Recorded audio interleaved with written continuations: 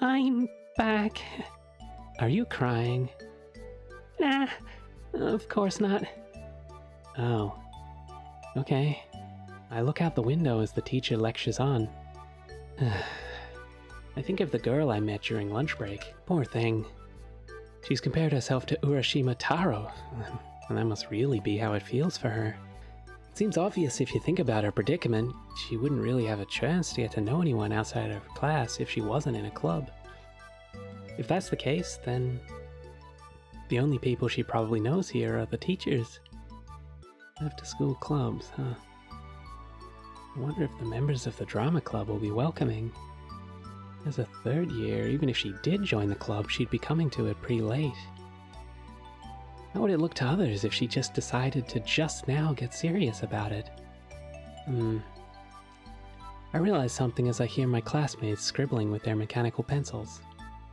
No one's interested in doing that. We're all gonna graduate soon, and everyone's too busy getting ready for what's next. I guess that includes me. What am I doing? I've been staring out of the window all this time, ignoring class. 5th period ends. Only one boring hour of school left. Sunohara's head hangs on the back of his chair. He's sleeping unabashedly. How does he not slip off? With no one to talk to, I go back to daydreaming while gazing out the window. Huh? Something came into my view that hadn't been there a few moments ago. I don't know if they only just came up the hill, but 2 motorcycles have stopped near the school gates.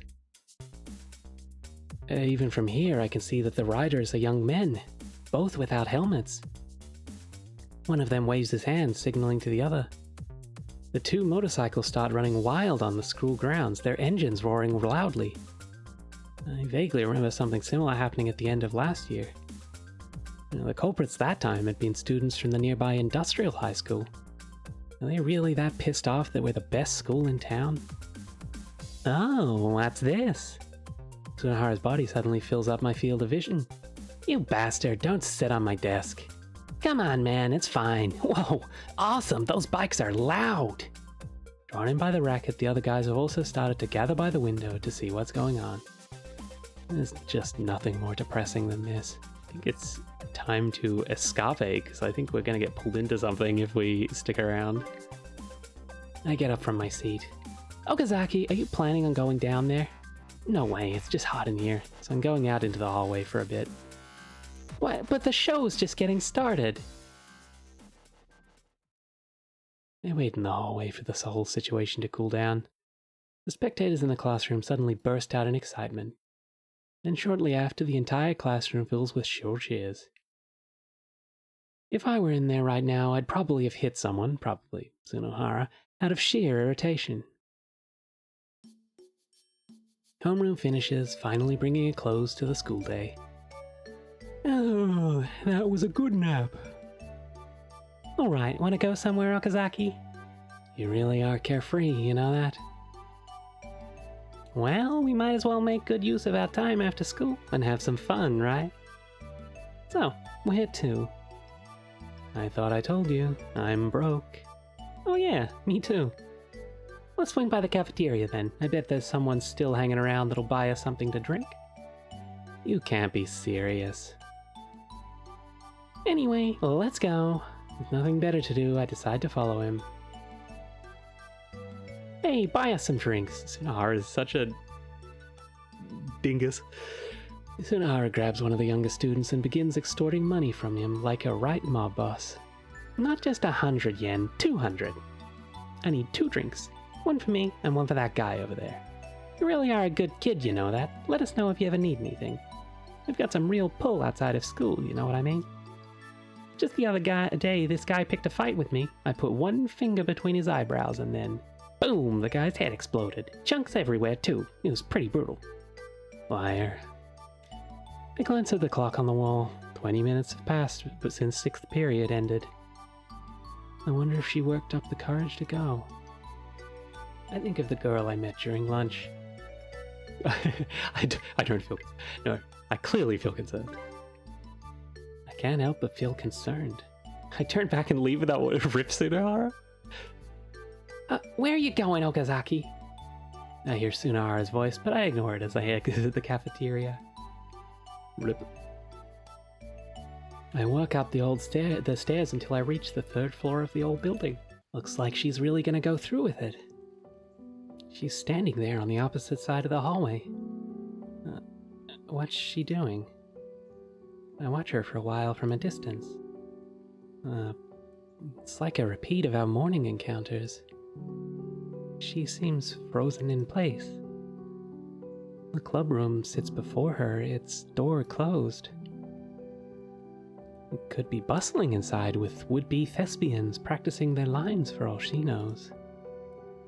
The mere thought would surely be enough to give her the same out-of-place feeling she told me about this morning. It would definitely be awkward to join a club this far into the school year, so I can understand her hesitation. I wonder what would be likely to happen if she opened that door. Even if she introduced herself as a new member, the others might get confused and shrug her off entirely, seeing as she is a 3rd year. It'd be way easier if she knew just one other person, but I'm sure she's having the same thoughts as I am. I'm pulled by my thoughts by seeing her mouth suddenly move ever so slightly. I can't hear her voice, but I try to read her lips. Did she just say Salisbury steak? Kind of a weird time to be thinking about dinner. Maybe I missed a word or something. I really think I caught everything, though. Well, regardless of what she said, she seems to have gained some confidence. I guess that's all that really matters.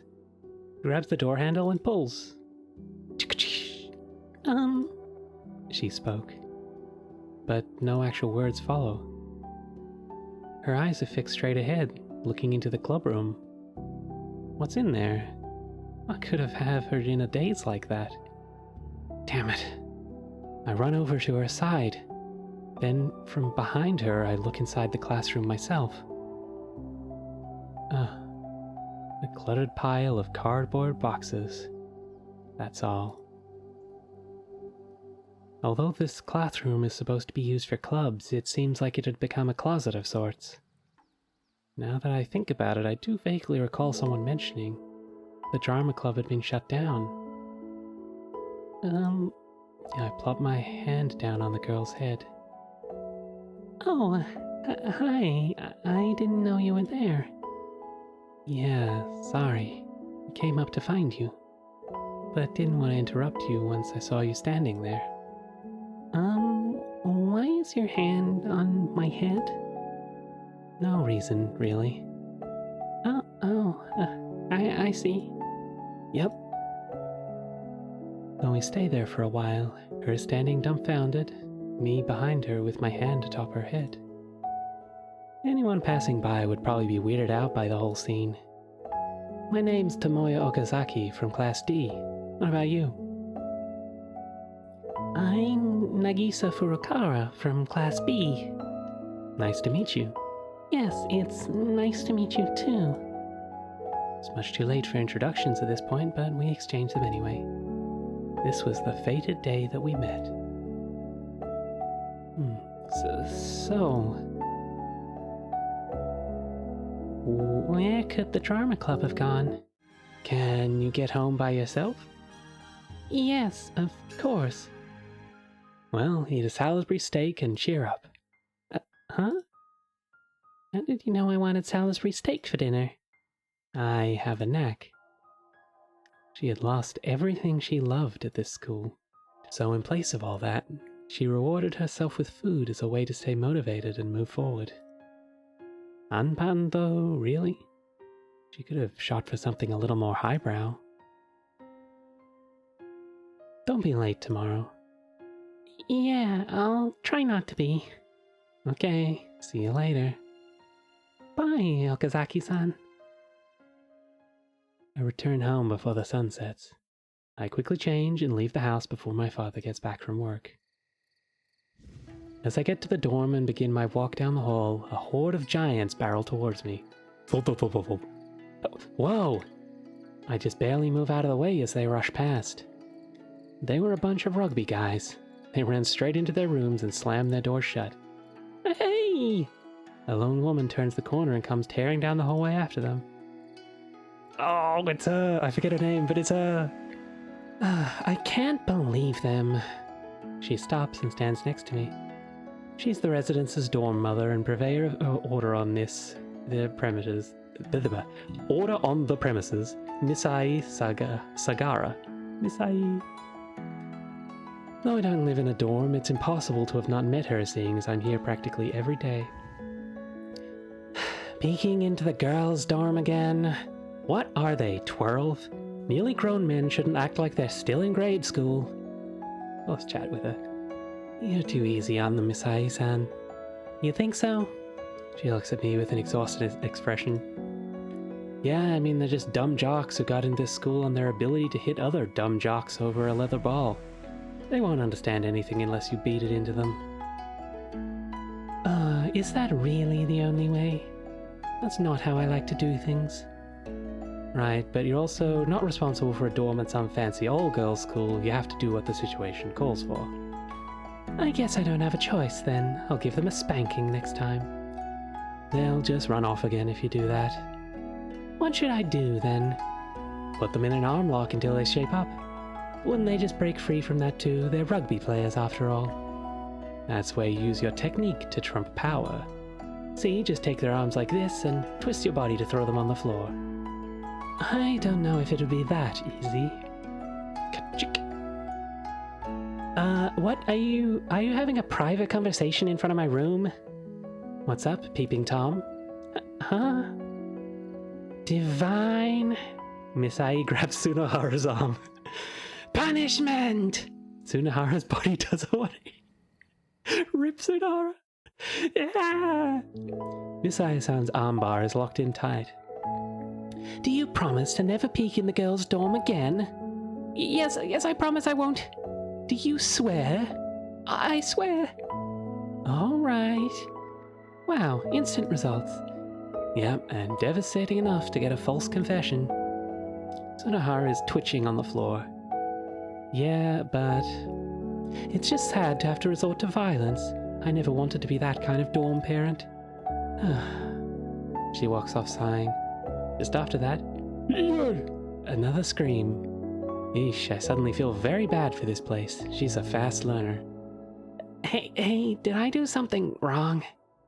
I'm pretty sure you admitted to it while screaming out in agony. The excruciating pain made it hard to understand what was going on. I lie sprawled out on Sunohara's floor reading magazines. Hey!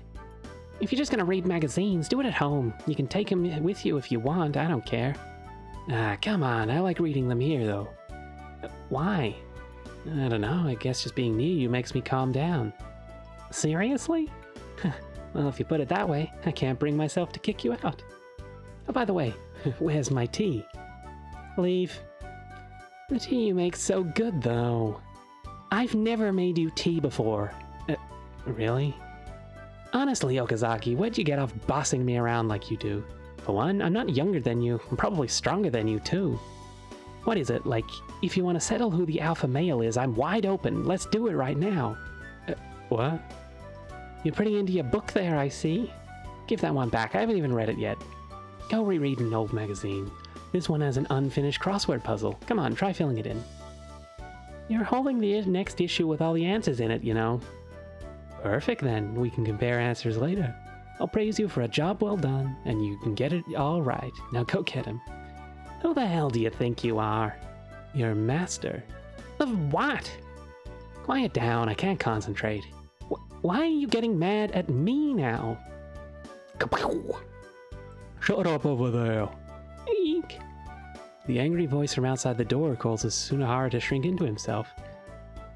See, you'll get another gang beating if you don't keep it down. Poor Sunohara. You're the absolute worst. Damn it, fine. I really will do this crossword. You better admit defeat when I get all of these correct. Sure, I'll get right on that. One across. What's the period from January 1st to 3rd called? What a stupidly easy question. 3-day vacation. Okay. Teacher, we have an idiot on our hands. No, that's strange. What's wrong? The answer and the number of spaces don't match up. Something's wrong with this puzzle. What's wrong is your answer. Forget it. I quit. What a stupid, boring puzzle. Sunohara tosses the magazine into the corner of his room out of frustration. Isn't there something fun we could do? Speaking of which, what was with that commotion at school today? Oh, that! It was actually kind of a farce. What do you mean by that? Apparently she only transferred in this spring. She's trying to get popular or something. She must have had horribly bad luck with guys at her old school. Who uses those kind of filthy tricks to get popular anyway? If she were a guy, I'd go and teach her a lesson. I have no idea what he's talking about. But she's a girl, so I'll let her off the hook for now. What is he talking about? Even so, if it starts to look like she's getting a bit too much attention, I'm not just going to leave her be either. I guess I was the stupid one here for asking him to explain something. Yeah. Hey, I want to go to bed soon.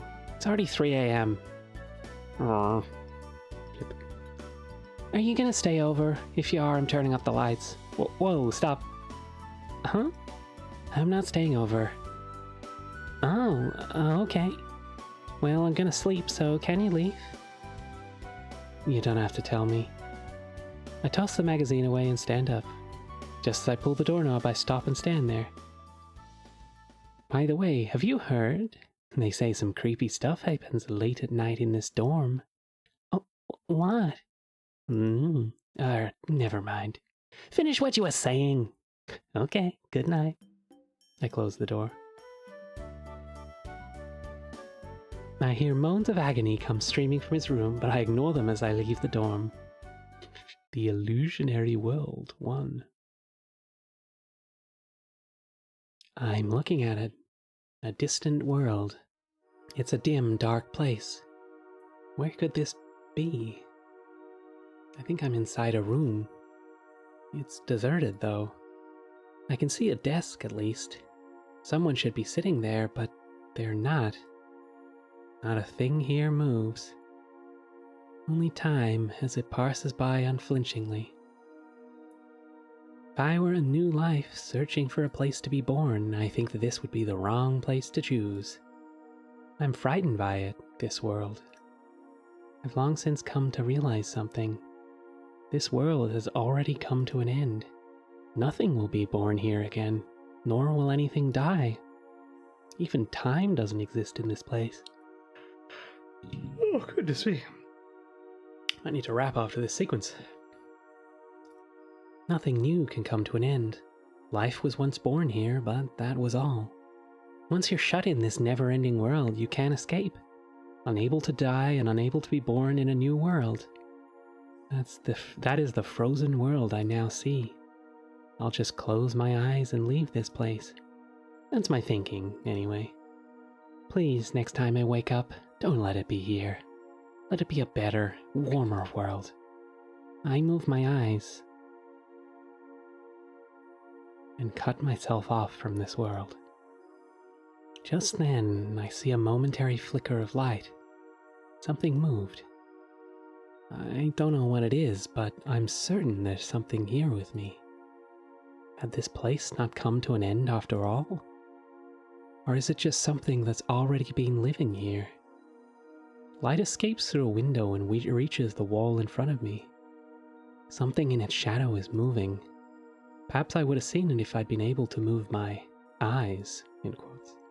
But I still don't know its true identity. It's moving slowly. Eventually, the light on the wall returns to its original shape. But then, out of nowhere, a single girl appears before me. I can tell that she's still innocent. Her eyes are transfixed in my direction. Can she see me? She holds out her hand. But it doesn't touch me, instead it goes straight through. Yes. I haven't been born in this world, so I can't be touched. But in that case, how did the girl notice me? Am I simply visible, and that's it? If that is the case, what do I look like then? The girl has pulled back her hand and is now waving to me. Then she leaves. I can't see her anymore. Someone was here, in this place.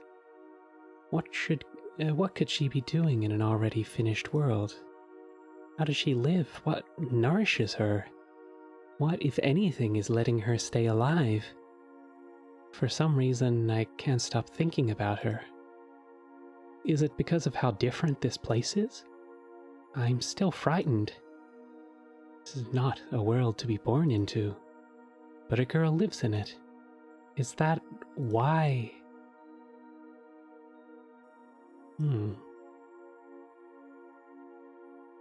I see this world again. Much of it is a boring, unmoving place. But from time to time, a girl appears. She and I are unable to communicate our thoughts to one another. So all she does is look at me, and all I can do is look at her back.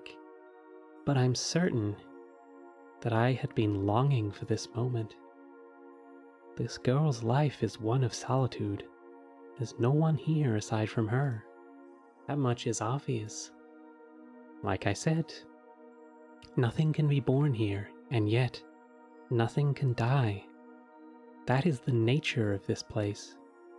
That must be why she's unable to look at someone like me, yet never get bored. One day, the girl appears in front of me with her arms full of something.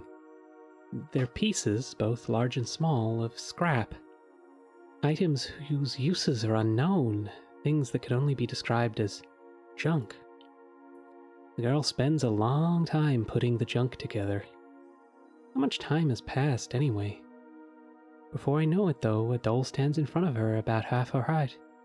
She seems proud as she stands up, turning toward me.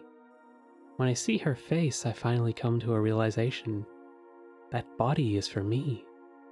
But what am I supposed to do with it? I'm unsure. Should I wish to be born into this world? Has that been my wish? I'm still afraid of this place. A world without life or death that can never be escaped. If this world truly is that closed off, this is where I would come to an end. The girl has her arm outstretched. I stare at her scraped and scratched hand. This world's one source of warmth. At some point, it had become what I sought.